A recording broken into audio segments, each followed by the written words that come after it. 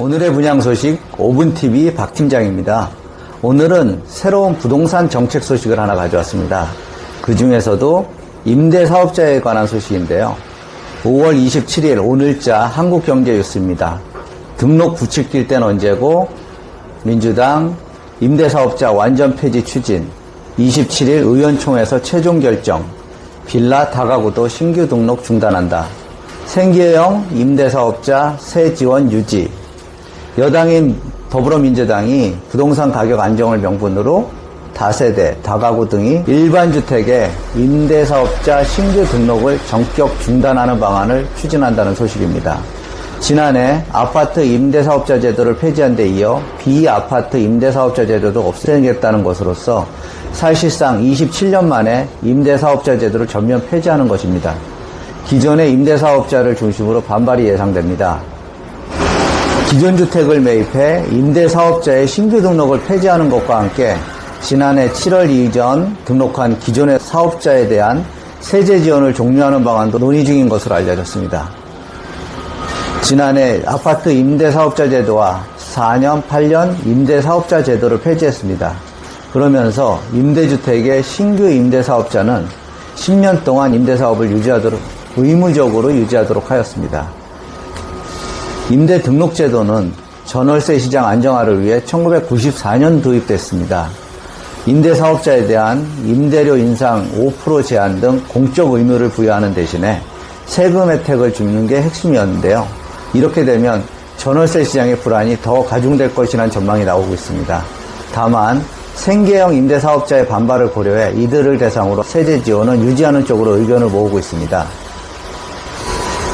임대사업자 제도의 폐지를 유력하게 검토하는 것은 임대사업자의 매물이 시장에 나와야 부동산 가격이 안정될 것이라는 판단을 하기 때문인데요. 다들 예상하고 있는 결론은 모른 척 하는 건지 진짜 모르는 건지 부동산 전문가들은 임대사업자 제도를 폐지하면 그 피해가 고스란히 세입자들에게 돌아갈 것으로 예상하고 있습니다.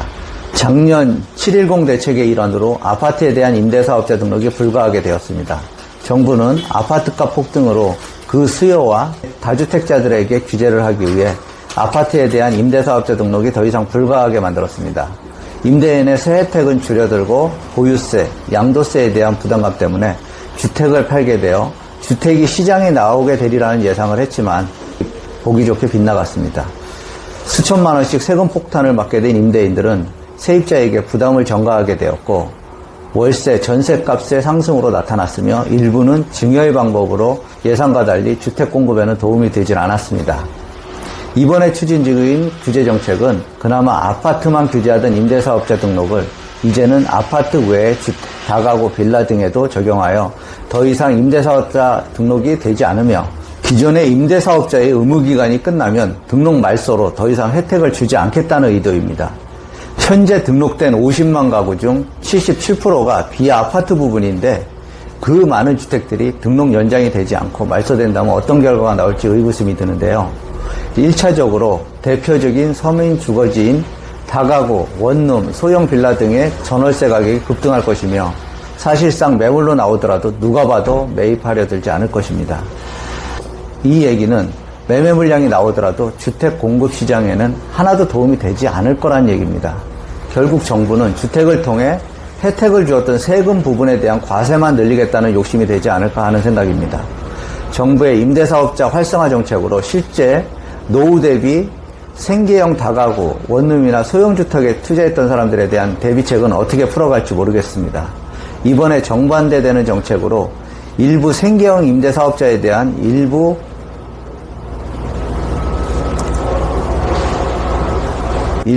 임대사업자 혜택을 준다며 올해 원룸형 아파트, 원룸형 도시형 생활의 주택의 경우에는 6월 1일부터 임대사업자 등록이 가능하도록 하였습니다. 한편으론 허가하고 한편으론 규제하고 과연 어떤 생각으로 이런 정책을 또 만드는지 모르겠네요.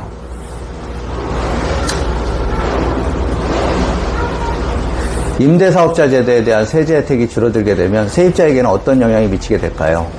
일단 기존의 임대주택을 임대인이 처분하려 놨다면 새롭게 매입하려는 매수자가 실거주 시 세입자는 계약갱신이 불가해 이사를 해야 합니다. 매수자가 실거주하지 않더라도 임대료 5% 상한 제한에 적용이 되지 않으므로 2년 후 임대료가 높게 상승할 가능성이 높습니다.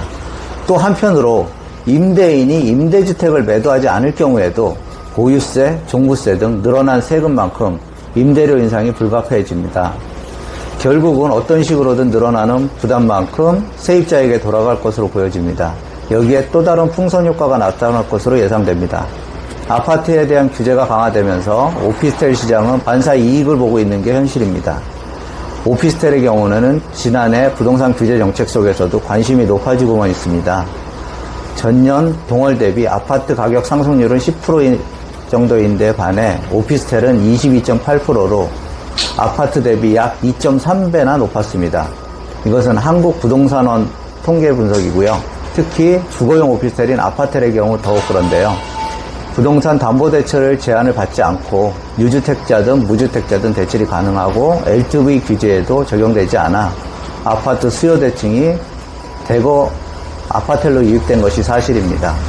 아파트와 같은 구조의 생활 인프라는 역세권을 위치하기 때문에 프리미엄이 형성되면서 인기를 끌고 있습니다. 전 오피스텔에 대한 대출 규제에 대한 부분을 거론되기도 하였지만 아직 그 부분에 대한 얘기는 더 이상 진전이 없는 것으로 보여집니다. 물론 오피스텔에 대한 여러 혜택이 아직 주어지고 있지만 이런 혜택도 언제 또 어떻게 바뀔지는 모르는 상황이고요. 상황에 따른 세제 계산이 매우 복잡하므로 정확하게 자신의 경우를 계산해 보아야 합니다. 오늘은 임대사업자 관련 뉴스를 통해 최근 주택에 대한 정보를 알아봤습니다. 감사합니다.